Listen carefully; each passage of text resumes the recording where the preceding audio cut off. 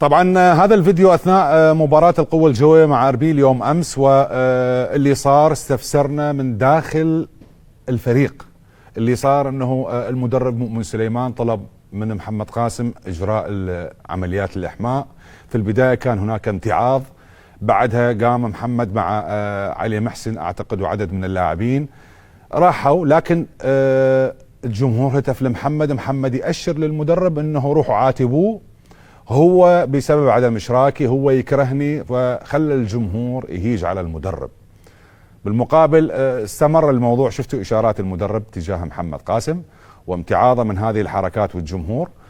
بعدها طبعا